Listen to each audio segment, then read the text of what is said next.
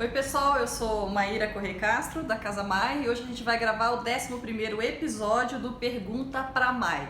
Antes da gente começar, deixa eu agradecer os inúmeros GIFs animados que vocês colocaram para minha última postagem lá no Facebook. Eu nunca recebi tanto GIF fofo e no final das contas agora eu só quero comentário em GIFs. Acho que vocês não precisam nem mais fazer pergunta. Basta vocês mandarem aqueles gifzinhos fofos que eu vou ficar gravando pergunta pra Mai, mesmo sem ter pergunta, tá bom? Obrigada, adorei os gifs. Bom, vamos começar pela pergunta da Josiana Batista.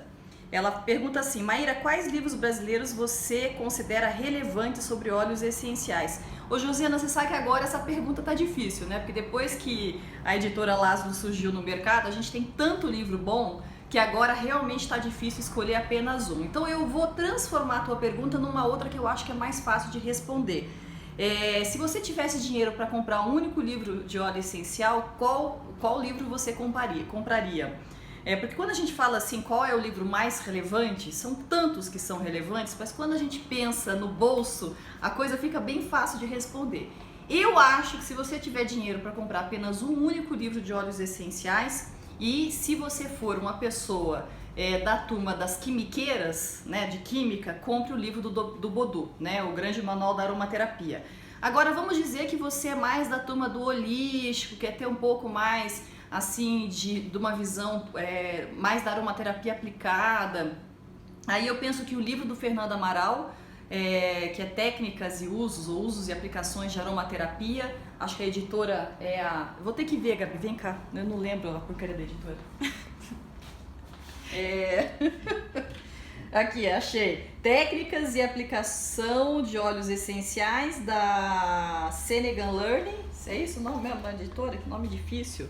Cengage Learning. É um livro bom, porque ele é bem geral, assim, sobre as questões da aromaterapia, fala sobre carreadores, dá uma explicação muito bacana da aromaterapia aplicada. E se você for da turma completamente fora da casinha, eu acho que o Cura Vibracional da Deborah Edson, que vai te passar uma informação sobre todo o assunto assim, vibracional, energético, espiritual da aromaterapia. Agora, tem outros livros muito bons. A editora Laszlo acabou de relançar o Aromaterapia do Marcel Lavabre, que é um livro imprescindível. Tem os livros de criança da Laszlo. Eu particularmente gosto muito do da Daniele Festi, mas eu acho que ele é um pouco indigesto. Ele é meio grandão também, então o da Anne Lora é um pouco menorzinho. Tem a base da química da Adriana. Tem o Aromacologia da Sônia Coraza, que para quem gosta de uma literatura um pouco mais fluida, que fala da perfumaria, é super legal. Mas eu acho assim, se você tem dinheiro para comprar apenas uma coisa e está precisando de respostas para alguns distúrbios de saúde, o do Dominique Bodu. Se você quer uma coisa um pouco mais aplicada, uma aromaterapia um pouco mais ampliada, do Lavabre ou do Fernando Amaral. Eu ainda acho que gosto mais do livro do Fernando Amaral.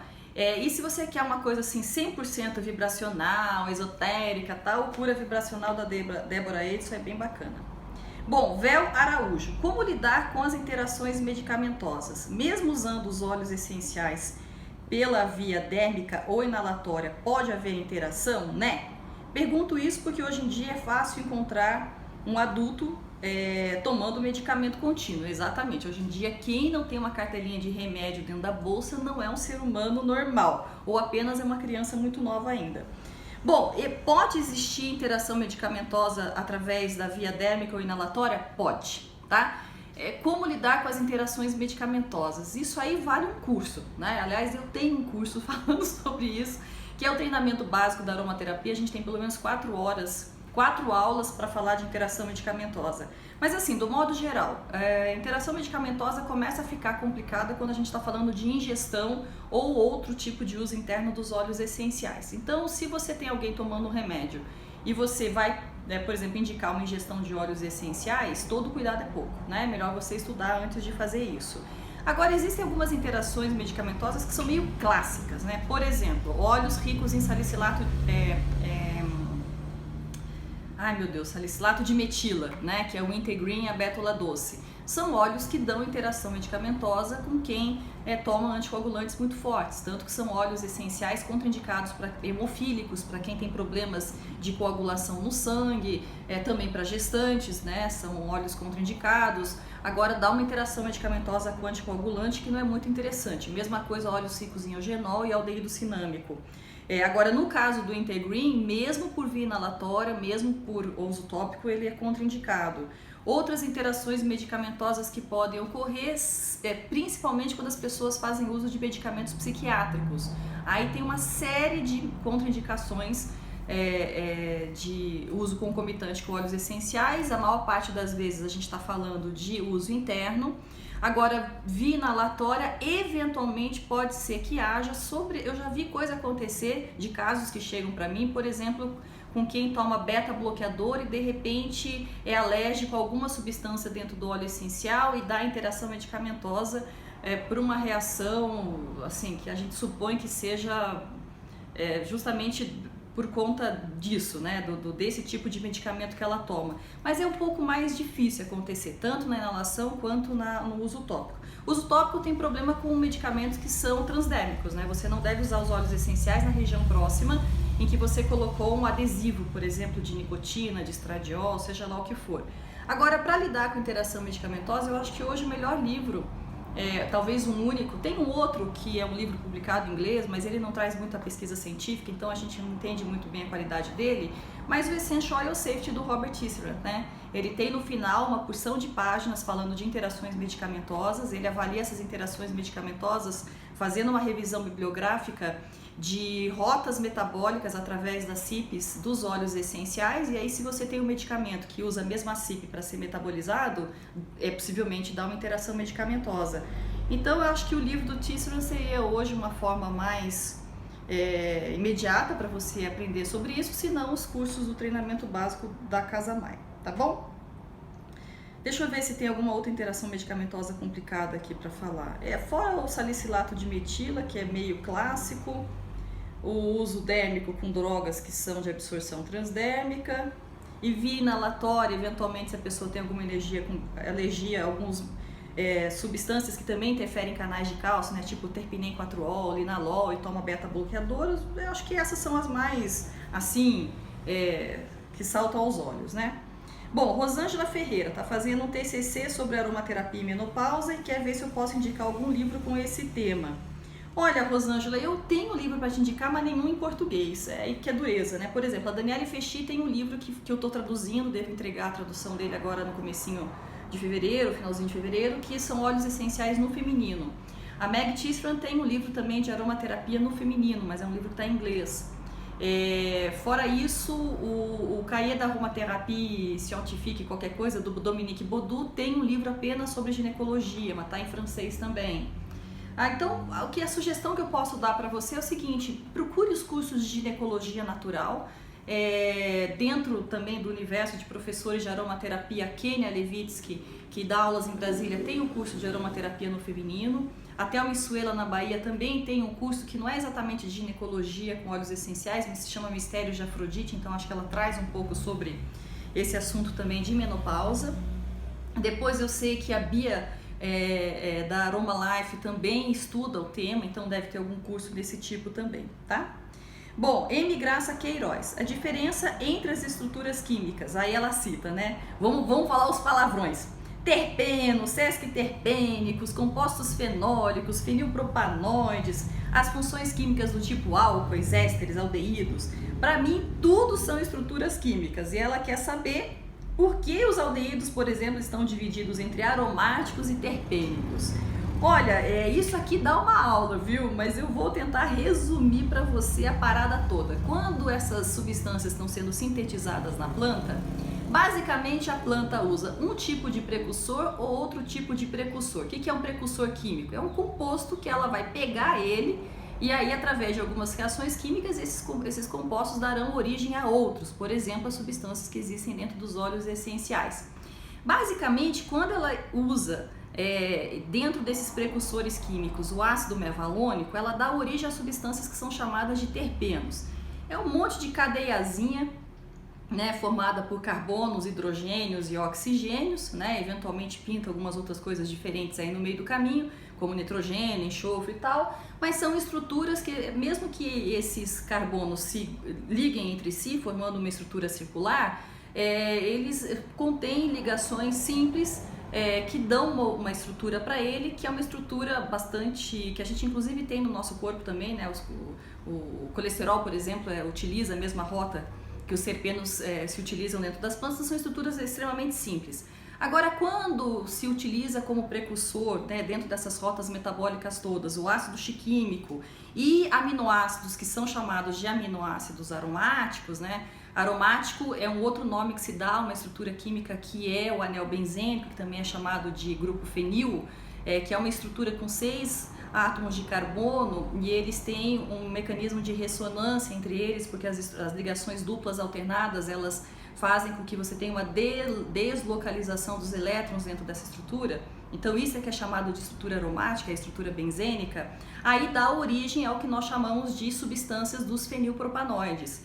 Então, basicamente, dentro dos óleos essenciais, a gente tem substâncias que são sintetizadas pela rota do mevalonato e outras que são sintetizadas pela rota do chiquimato.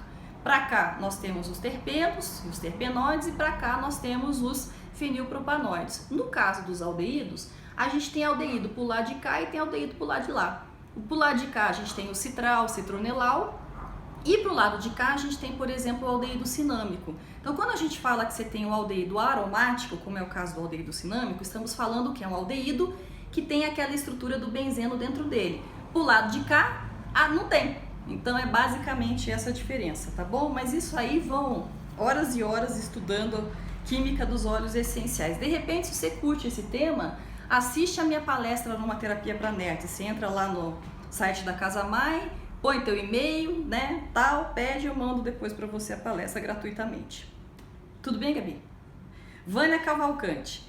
Qual óleos teríamos um efeito para fazer um cero, um pós-microagulhamento para clareamento e ativar os fibroblastos? Muito bem, Vânia, vamos lá. Olha, de um modo geral, os óleos que contêm geraniol devem dar um up nessa recuperação depois desse procedimento estético, né? Aí eu diria para você a palmarosa, o gerânio, né? Eles têm muito a ver também com uma enzima que se chama superóxido dismutase, que está envolvida também na boa aparência da pele e tal. E a mirra parece que também acaba favorecendo a produção de fibroblastos, então preenchimento de colágeno, aquela coisa toda. Então, do modo geral, se você colocar palmarosa, gerânio e mirra, deve dar uma ajudada boa, tá? Bom, Cat_Tives, indicação de livro, óleo essencial para dor de barriga. Bom, acho que você pediu duas coisas, né? Indicação de livro, especificamente para essa área de distúrbios gástricos, não tem nada muito específico. Agora, quando a gente fala de óleo para dor de barriga, tem que saber o que você está chamando de dor de barriga, porque pode ser causada por uma infecção. Aí teremos que usar os óleos anti-infecciosos. Pode ser, por exemplo, uma cólica, independente da origem. Então, sintomaticamente, a gente usa óleos que são espasmolíticos. Pode ser uma azia, que se interpreta como uma dor de barriga. Então, a gente tem que ver algumas substâncias que vão reduzir, por exemplo, essa questão da azia. Então, realmente vai depender do tipo de dor de barriga.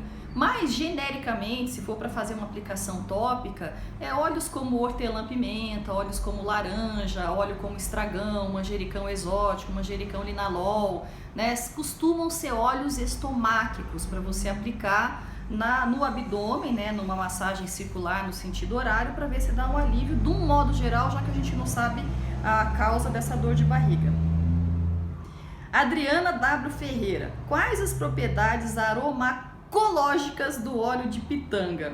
Adriana, eu li 3 vezes a tua pergunta, porque se fossem as propriedades aromaterapêuticas seria uma coisa, mas você falou das propriedades aromacológicas, que a aromacologia, como nós sabemos, estuda os efeitos temporários da inalação de substâncias odorantes dentro do comportamento humano. Não faço a menor ideia, em relação ao óleo de pitanga eu não faço a menor ideia. Agora, se fosse sobre as propriedades aromaterapêuticas, essa eu posso dar alguns palpites, tá?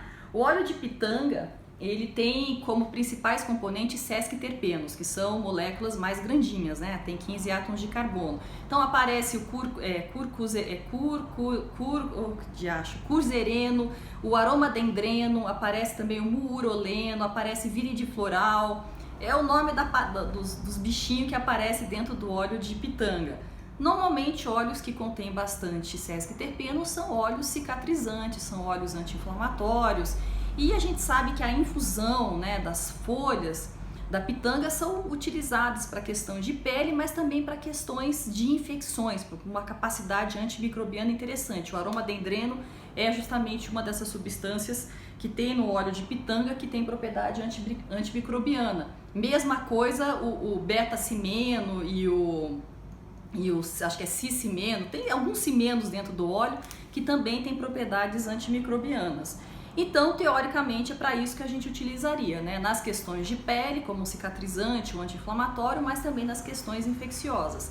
Agora, eu até fui dar uma consultadinha na internet sobre o óleo de pitanga e fui consultar o site do meu colega, né, o Wagner Azambuja, que é um dos melhores sites para informação que eu acho que a gente tem aqui no Brasil, que é o óleosessenciais.org.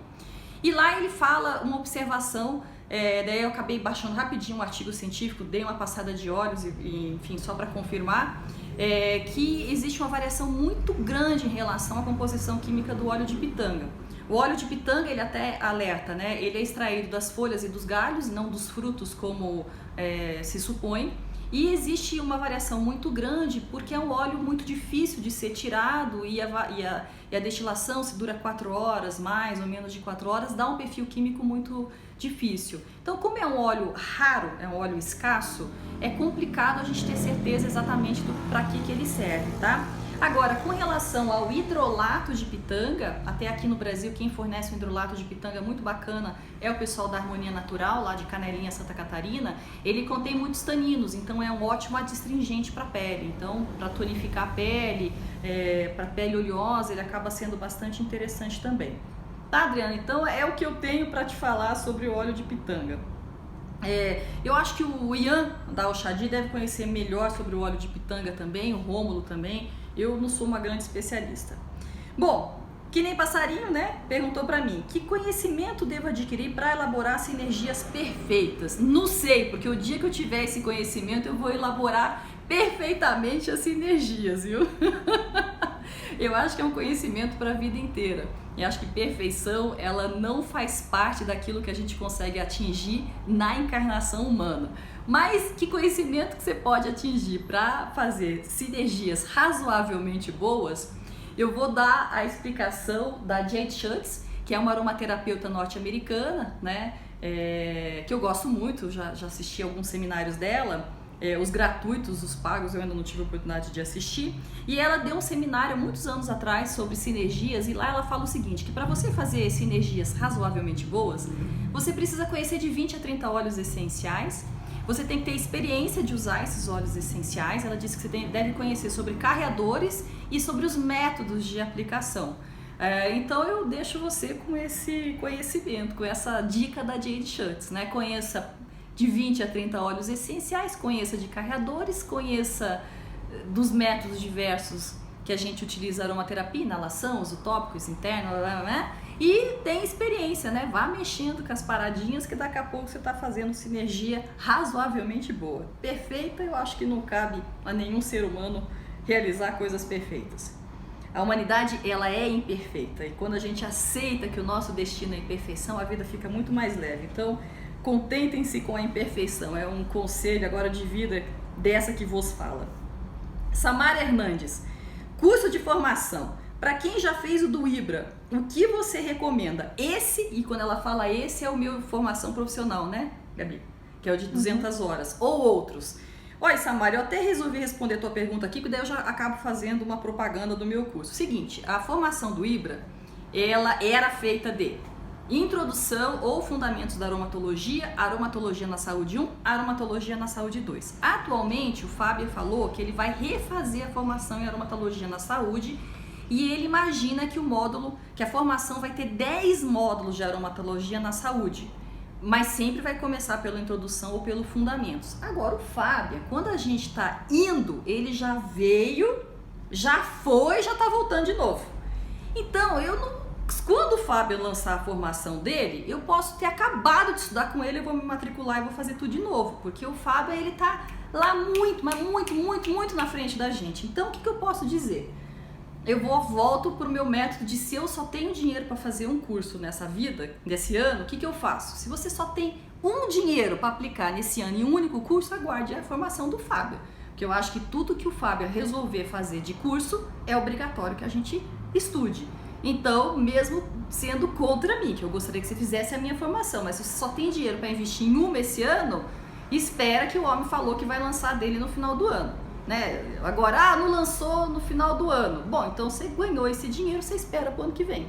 Agora, se você tiver um dinheiro sobrando e puder investir em mais de um curso, um que possivelmente vai ser lançado no final do ano e outro que está sendo lançado agora em abril, eu acho que essa formação de 200 horas ela é bastante completa, tá?